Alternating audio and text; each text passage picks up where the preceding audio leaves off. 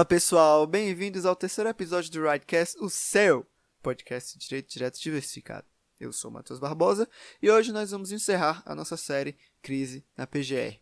No primeiro episódio eu falei sobre o Ministério Público e a Procuradoria-Geral da República, tratando sobre as suas divisões, seus membros e as suas principais funções. No segundo episódio foi abordada a Operação Lava Jato, traçando um histórico desde a sua gênese até a sua concretização e a forma como ela revolucionou o combate à corrupção no Brasil. E vocês, escutando esses dois primeiros episódios, vão ter a base de conhecimento necessária para entender o final dessa trilogia que irá tratar sobre a crise em si na Procuradoria, além de ressaltar quais são as consequências desse conflito em relação à Operação Lava Jato e no combate à criminalidade pelo Ministério Público. Nesse primeiro momento, eu vou citar para vocês a sequência de eventos que criaram e aumentaram essa tensão na Procuradoria-Geral da República, porque foram eles que fizeram com que os procuradores discordassem da gestão Aras. Bom, tudo começou, obviamente, como eu falei no primeiro episódio, com a nomeação fora da lista tríplice. E a crítica por parte dos procuradores parte também da próxima relação de Aras, não só com a família, mas com o governo Bolsonaro. Em razão dessa nomeação, no mínimo curiosa, foi realizado um abaixo-assinado, no qual aproximadamente 51% dos membros do MPF participaram, que procuram convencer o Congresso a aprovar uma proposta de emenda constitucional que torne obrigatório o respeito à lista tríplice. Isso não vai fazer um efeito imediato, não vai tirar o Aras de lá, mas é uma forma dos procuradores demonstrarem de que a maioria dos membros do MPF não concorda de jeito nenhum com as suas atitudes até agora. Em seguida, um subprocurador auxiliar do Augusto Aras, Lindor Araújo, foi até o Ministério Público de Curitiba e pediu informações sigilosas sobre as informações da Lava Jato, uma manobra considerada ilegal porque não teve a formalização necessária. O mesmo pedido foi feito à distância para a Lava Jato de São Paulo e Rio de Janeiro. Os procuradores em questão, portanto, ficaram revoltados, negaram o pedido, já que ele foi considerado como um risco para a investigação, e informaram a Corregedoria. Os procuradores que negaram o pedido especularam que a intenção do Aras é atingir o ex-ministro da Justiça Sérgio Moro e achar alguma nulidade nas ações da Lava Jato. O Aras, não conseguindo esses dados por meio da sua auxiliar, requisitou ao ministro Dias Toffoli, que presidia na época o STF, que inclusive estava em recesso por causa da pandemia, pediu para que ele determinasse a entrega desses dados para a Procuradoria-Geral da República. E assim o Toffoli o fez. Ele determinou que toda a base de dados de todos os ministérios públicos fossem levados à Procuradoria-Geral da República. O que gerou várias críticas por parte da Lava Jato, tanto do Rio quanto de São Paulo. Mas, posteriormente, o ministro Edson Fachin revogou essa liminar. Em seguida, 3 procuradores que atuavam no grupo da Lava Jato na Procuradoria-Geral da República, em razão da postura do Aras, pediram afastamento. Cabe ressaltar que esse grupo da Lava Jato na PGR era responsável por coordenar as forças-tarefas no país e fazer a ponte entre os ministérios públicos e a Procuradoria-Geral da República. Também ficou bastante conhecido outro caso de afastamento, que foi o do procurador Anselmo Lopes, que participava da Operação Greenfield. Porque o que acontece? As operações e as forças-tarefas, ela têm um prazo de validade. E para ter uma base de investigação legal, elas devem ocorrer dentro desse prazo. Caso ele seja ultrapassado, as operações não poderão mais ser exercidas. E o que acontecia? Que muitos dos que eram encarregados de prorrogar essas operações e que estavam sob o comando do Augusto Aras, a exemplo do vice-procurador-geral da República, ou não faziam, ou faziam prorrogações mensais, sendo que forças-tarefas do nível da Lava Jato e da Greenfield necessitam de prorrogações anuais até para dar mais liberdade e mais garantia para os que estão envolvidos nela. Além disso, outra questão bastante peculiar nesse assunto das forças-tarefas é a questão da exclusividade.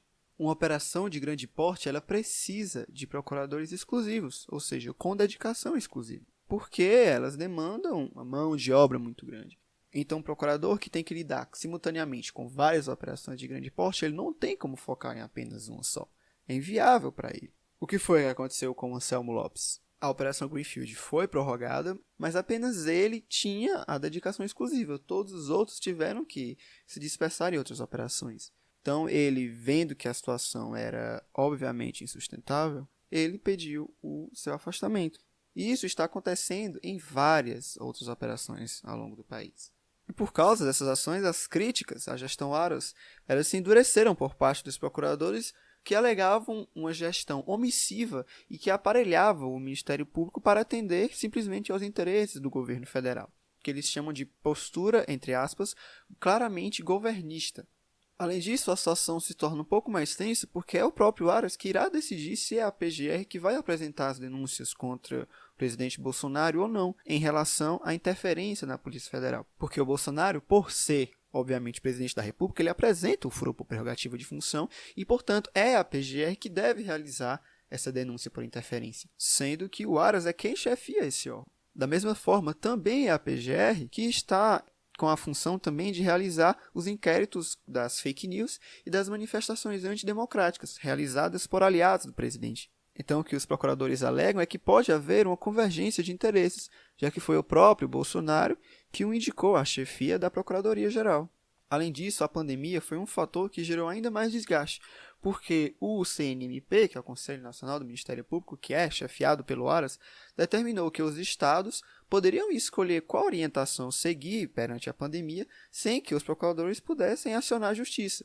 A Associação Nacional dos Procuradores da República e a Associação Nacional dos Procuradores do Trabalho intercederam no STF alegando que essa recomendação ela interfere na atuação dos procuradores, porque na prática limita o poder do Ministério Público de fiscalizar e pedir a transparência de gastos na saúde, através da compra de respiradores, testes e de leitos de hospitais. E essa treta, essa confusão, ela foi até um pouco mais materializada porque a própria Procuradoria do Espírito Santo, ou seja, os procuradores que representam e advogam pelo Estado do Espírito Santo, quando foram requisitados pelo Ministério Público por essa transparência, alegaram que ela não deveria ser feita justamente por causa dessa recomendação do Conselho Nacional, que teve como cerne a decisão do próprio Aras. Em seguida, em uma live realizada pelo Aras, ele, criticando a Lava Jato, disse que era necessário, entre aspas, corrigir os rumos para que o lavajatismo não perdure, e deu a entender que seria melhor um outro modelo de enfrentamento à criminalidade.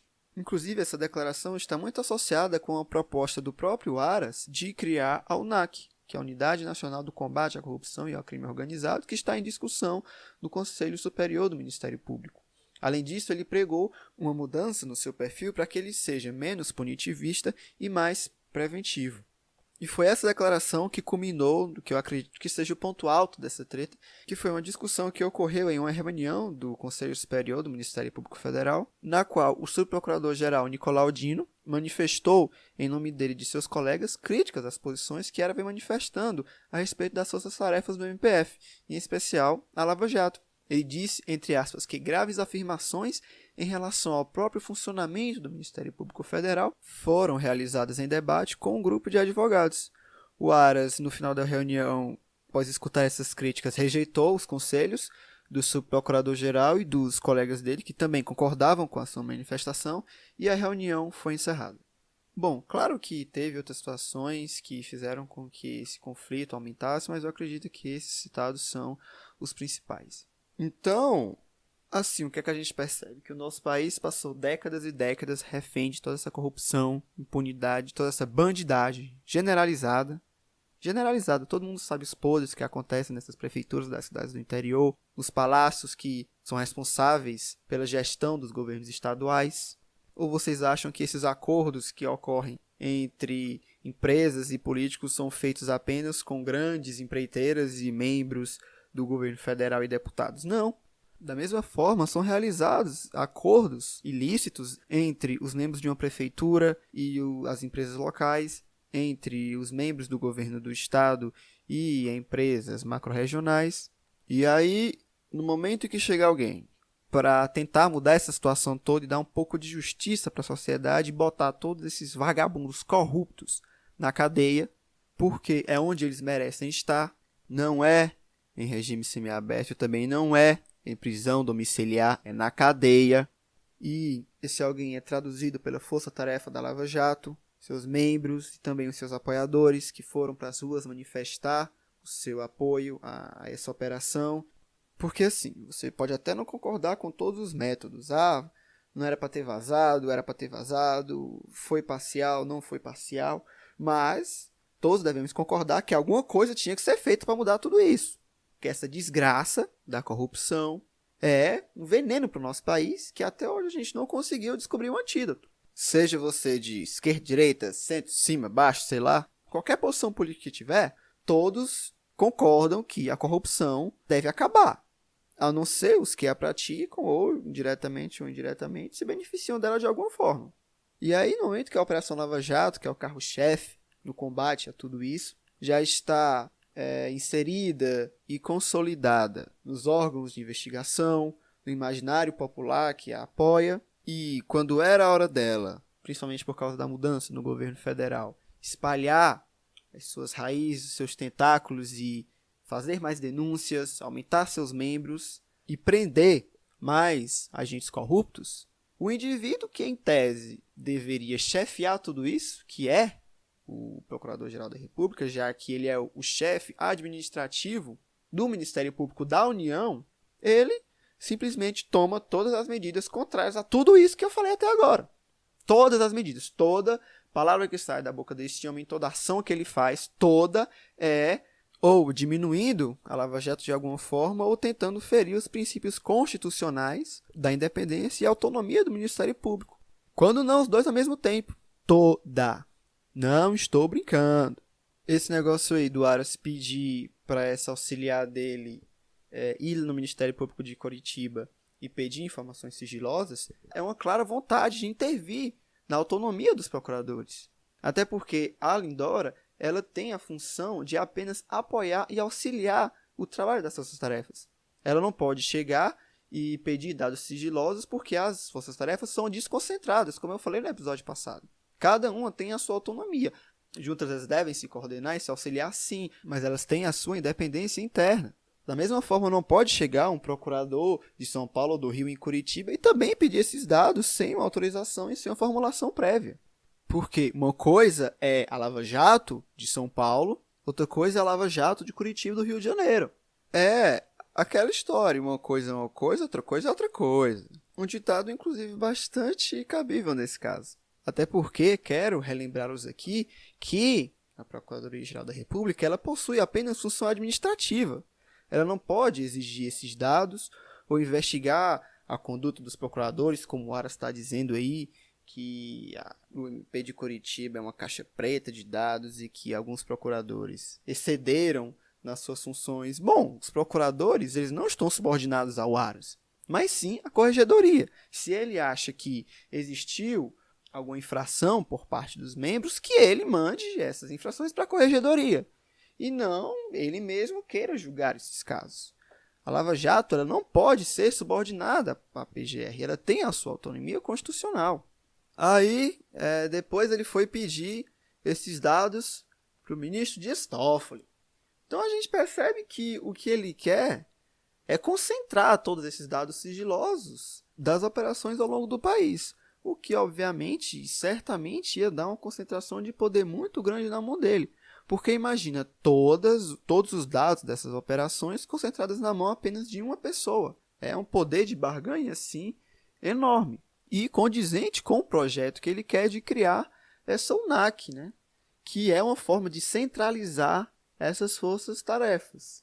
Mas o que acontece é que pode ter até uma boa intenção por trás da criação desse órgão, mas ele tem uma preocupação muito grande, que é justamente essa concentração de poder no combate à corrupção. E concentração de poder e tomada de decisões unilaterais não condiz com o Ministério Público.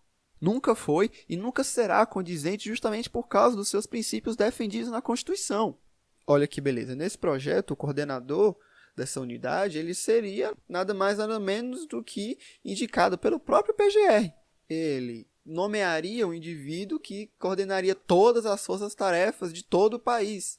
Agora, imaginemos que um suposto Procurador-Geral da República ou esse coordenador que por ele é nomeado não tenham intenções muito boas e acabem chefiando tudo isso, chefiando todo esse combate. Nós teríamos certamente um completo atraso no combate à corrupção, um completo desaceleramento nas denúncias, o arquivamento generalizado de casos, sem tirar o fato de que esse coordenador, pela concentração de poder que ele tem nas mãos, estaria sujeito a várias pressões para realizar todo esse desmembramento. Da mesma forma como sofreu a Lava Jato no seu começo, porque estava chegando em, como eles falavam, né, está chegando em gente graúda. Então, esse modelo de desconcentração das forças-tarefas, ele tem também esse objetivo de evitar com que os coordenadores das operações, caso um seja comprometido, todas as operações ao longo do país também não sejam. Aí, essa questão aqui, né, do CNMP, que essa recomendação que esse conselho deu de autonomia perante a pandemia. Todo mundo sabe a festa que foi os políticos por causa da pandemia, porque eles poderiam realizar a contratação de respiradores, de leitos e etc., sem licitação. Então, teve caso de governo estadual contratando respirador superfaturado, 4, 5 vezes mais caro que o normal, respirador falso, não presta, quebrado, até inclusive respirador cujo fornecedor era literalmente um bar, era um bar, tipo, nem para tentar fingir. Então essa medida ela realmente prejudica e muito o combate na corrupção na pandemia, violando mais uma vez a independência do Ministério Público. Nessa declaração dele, né, dizendo que o perfil do Ministério Público deve mudar, ele tem que ser menos punitivista e mais preventivo. Bom, ele realmente tem que ser mais preventivo, isso é verdade. A prevenção geral, que é atrelada ao preventivismo, ela é inclusive mais bem-vinda, tanto pelo direito penal quanto pela sociedade, do que a prevenção específica, a qual está atrelada ao punitivismo. Mas isso não quer dizer que para você aumentar uma coisa, você deva diminuir a outra. O Ministério Público tem que ser punitivista, sim, da mesma forma que ele também tem que ser preventivo. Então, o que a gente percebe aqui? Que todas essas ações da gestão Aras levaram a uma falta de confiança entre as forças-tarefas, que por mais que sejam independentes, elas têm uma certa ligação. E, por causa dessas decisões, essas ligações foram abaladas. O andamento das investigações foi comprometido. E foi esse bom relacionamento entre as forças-tarefas com as gestões anteriores da PGR foi que permitiu a rápida evolução dos trabalhos em conjunto e na promoção das denúncias. E não nos esqueçamos quem foi que o colocou lá. Quem foi que indicou o Aras para a PGR? O mito. Fora da lista tríplice. Sendo que a função dessa lista tríplice é garantir uma independência que é indispensável ao exercício da missão constitucional do Ministério Público. Não só as ações do Aras vão contra esse princípio, mas a sua própria nomeação também vai. Então, tá errado, tá tudo errado. Você pode ter todas as críticas a ex-presidente Dilma Rousseff. Presidente, presidenta, sei lá, tanto faz. Até em estocavento aquela mulher já falou. Mas pelo menos ela seguiu a lista tríplice e nomeou o antigo Procurador-Geral da República, Rodrigo Janot, que foi na gestão dele em que os primeiros acordos de delação premiada foram feitos e que foi essa gestão dele que permitiu essa rápida evolução das denúncias.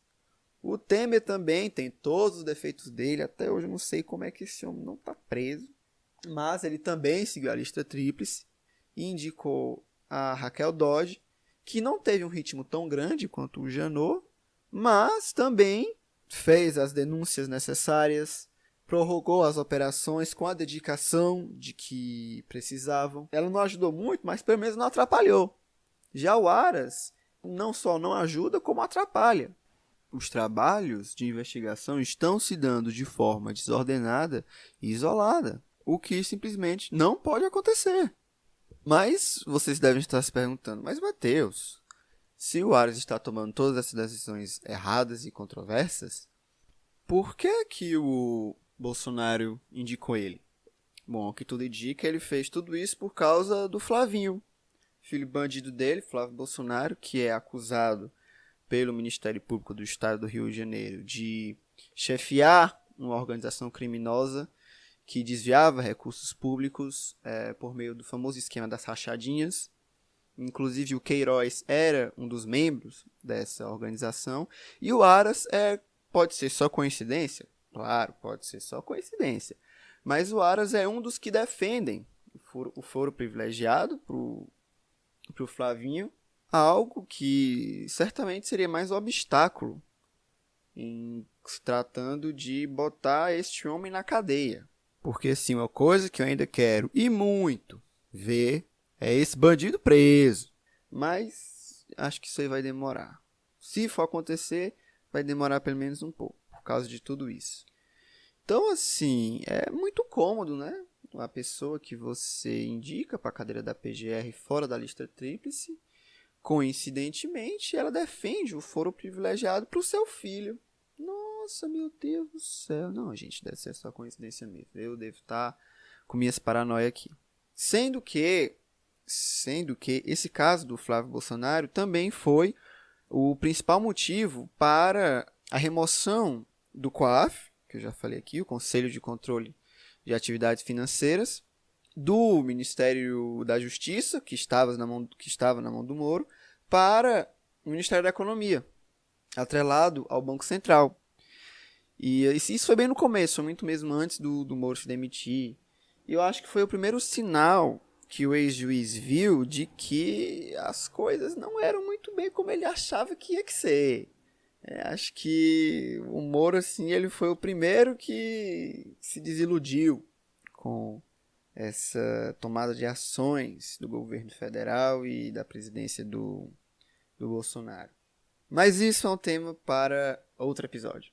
E baseado não só nessa nomeação, mas em outras ações que o governo federal está tomando a partir das decisões do Jair Bolsonaro, a gente percebe, assim, no mínimo, uma incongruência entre a agenda do presidente na campanha e a sua atual. Ah, Matheus, mas um político não cumprir suas promessas ou até fazer tudo contrário a elas não é uma novidade no nosso país. Não, realmente não é. Mas o que muitos esperançavam com a chegada desse novo governo federal era que, pelo menos na pasta da segurança pública, do combate à criminalidade, principalmente em relação aos crimes de corrupção e lavagem de dinheiro, a situação iria, pelo menos, melhorar um pouco.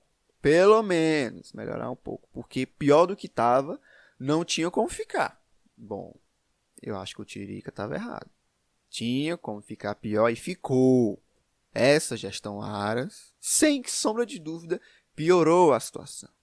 Então, resumo aqui da ópera. Resumo de toda essa história, de toda essa série, de todos esses 3 episódios de Crise na PGR tirem esse Augusto Aras daí.